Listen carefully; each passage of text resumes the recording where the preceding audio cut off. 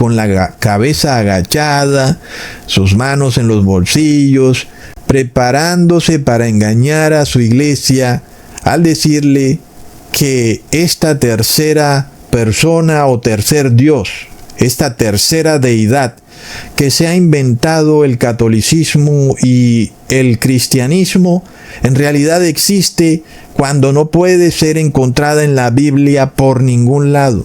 Y uno esperaría de este señor Gates que si va a decir sí, que diga sí, y si va a decir no, que diga no, pero que no haga las dos cosas al mismo tiempo y en una misma oración. ¡Plop! Y que entonces, si él va a decir que sí, que creemos en la tercera persona de la Trinidad por dogma de fe, aunque no lo podamos comprobar con la Biblia, pero igual lo vamos a creer, está bien, ¿verdad? Pues él lo ha dicho, aunque no es cierto, pero tal vez puede que sea sincero en el error en el que está. Luego también pudiera decir, no puedo creer en la tercera persona de la Trinidad, porque en efecto he tratado de buscarlo en la Biblia y no he visto por ningún lado que exista un tercer Dios o una tercera persona de esta supuesta deidad. Y entonces ahí sí se cumplen las palabras de Jesús. Si es sí, es sí, y si es no, es no. Y luego uno sí puede lidiar con una persona que uno ve que está honestamente engañada. Pero si vienes contra mí con tus armas psicológicas de disonancia cognitiva, lo lamento, compadre David Gates, pero te voy a exponer. Te voy a revelar como un falso profeta, un falso pastor, que vienes vestido de oveja, pero en realidad eres un lobo devorador, así como hiciste con la crisis del 2020, del 666, cuando estuviste muy callado mientras la crisis se estaba presentando, pero luego cuando la crisis ya pasó, ahí sí saliste a decir en lo que pensabas, cuando para muchos que te seguían fue muy tarde, porque ya tenían el 666, recontra plop. Entonces, hermanos, es importante que aprendamos a discernir lo que sale de la boca de las personas. Por ejemplo, si tú estás en el mundo de los negocios, de repente tienes que hablar con paganos o impíos. Tienes que andarte con mucho cuidado porque es certero que de ellos va a salir la lengua bifurcada. Es decir, aquí no estamos en algo así como que de pronto puede que salga o de pronto no. No. Es totalmente certero que cuando tú estés lidiando con un pagano o impío o con uno de estos cristianos en apostasía, de ellos viene lengua bifurcada. Lo puedes escribir y lo puedes enmarcar en tu cuarto y puedes esperar hasta que un día te lancen este tipo de enunciados con disonancia cognitiva. Tal vez tú no te des cuenta porque ellos lo dicen muy rápido, ¿verdad? Esta persona dijo esto de ti, sin embargo, a mí no me consta que lo dijo. ¿Qué es eso, verdad, hermanos? ¿Cómo estás diciendo entonces que esa persona dijo eso de ti si luego no te consta que lo dijo?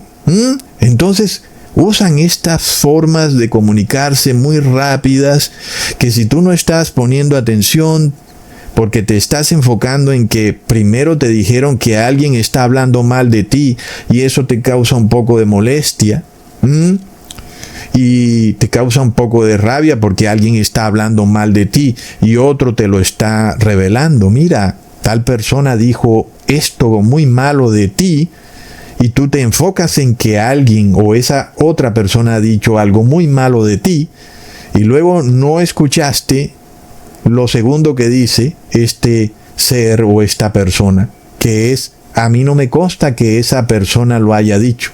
Entonces, si no te consta, ¿por qué me estás diciendo que esa otra persona dijo algo malo de mí? Si a la final no te consta, ¿verdad, hermanos? Es de locos.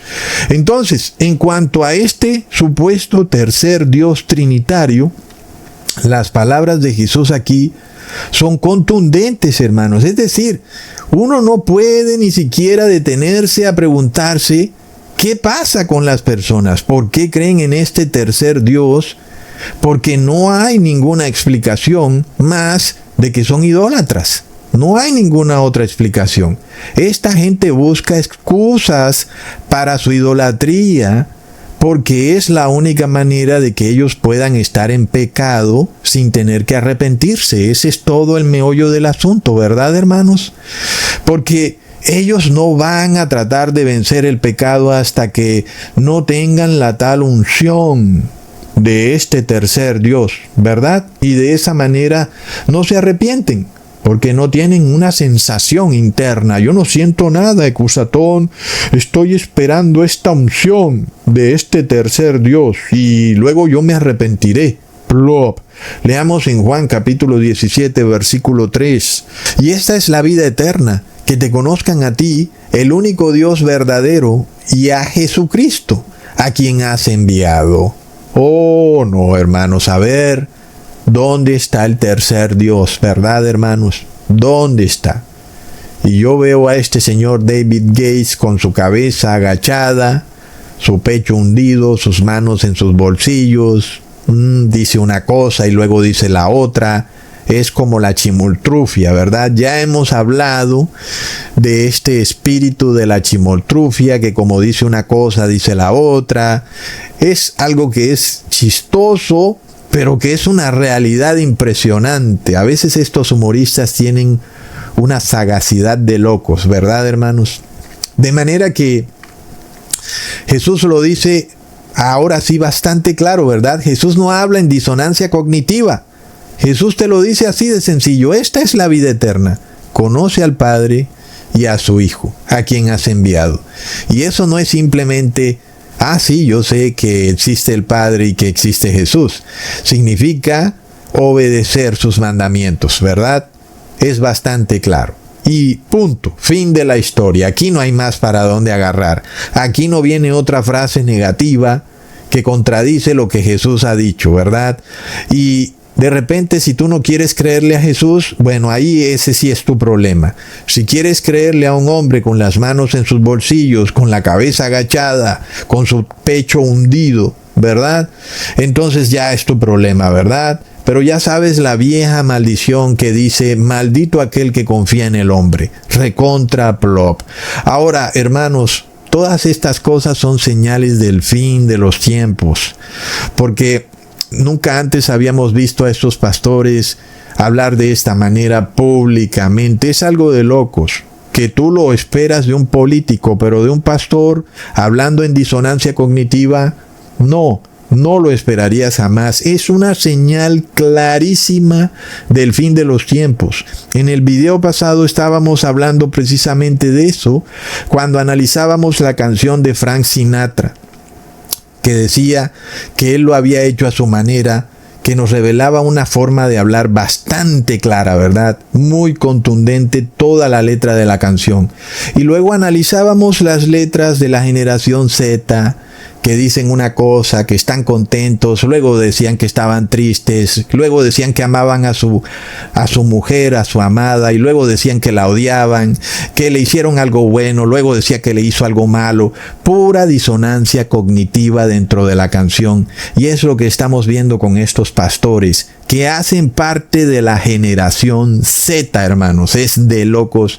Es la cuarta y última generación que pisará esta tierra. Estamos en los tiempos del fin. Miremos otro ejemplo de estos pastores que se contradicen en su doctrina. Por ejemplo, cuando leemos en Hechos capítulo 2, versículo 29 al 31.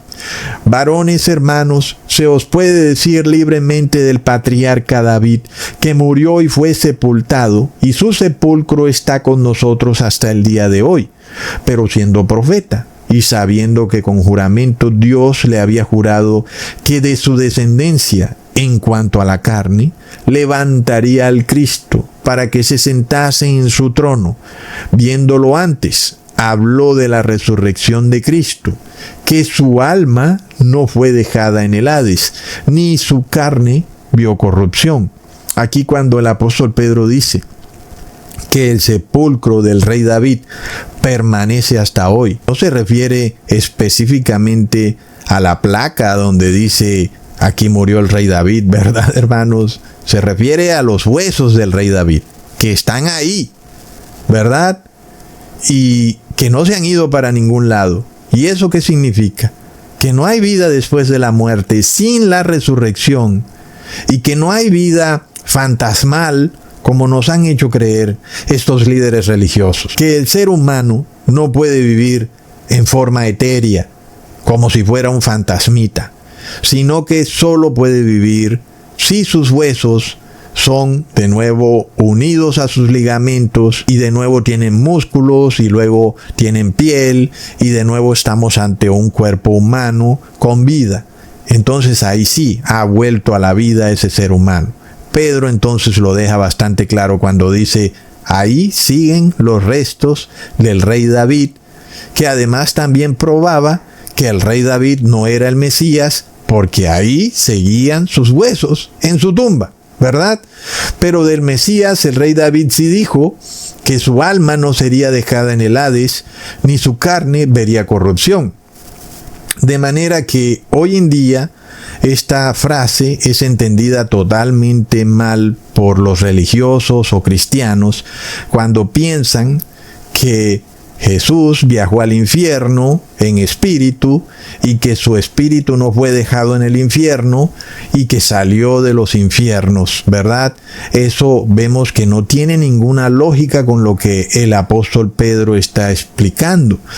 Y ahora, si nosotros además de todo entendemos correctamente que la palabra Hades no significa lugar de tortura eterna, sino que significa tumba o sepulcro, o donde están los huesos de la persona, entonces podemos entender claramente que Jesús no permaneció en su tumba, ni que su carne se pudrió, sino que resucitó, ¿verdad? Pero hoy en día tú puedes ver a muchos cristianos empecinados en insistir que el alma es solo la parte espiritual del ser humano y no todo el ser, tanto el cuerpo como su mente y su corazón. Para ellos el alma es como un pequeño espíritu fantasmal que puede andar por ahí. De manera que estos cristianos siguen creyendo que Jesús realmente no murió en el madero, sino que solo murió su cuerpo, pero que su alma o espíritu siguió vivo y fue al infierno y luego fue al cielo, y es decir, anduvo por todos lados recorriendo todo mientras él estuvo muerto, pero vivo en espíritu, ¿verdad?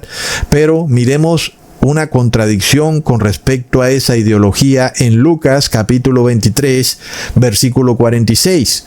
Entonces Jesús, clamando a gran voz, dijo: Padre, en tus manos encomiendo mi espíritu. Y habiendo dicho esto, expiró.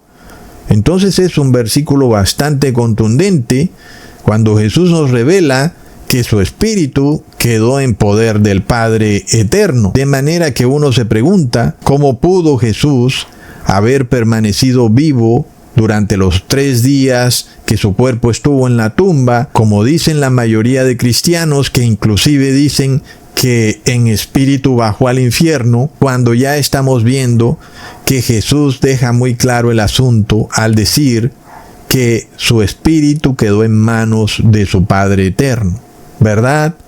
Entonces aquí estamos ante una contradicción. Aquí hay 2 eventos muy claros.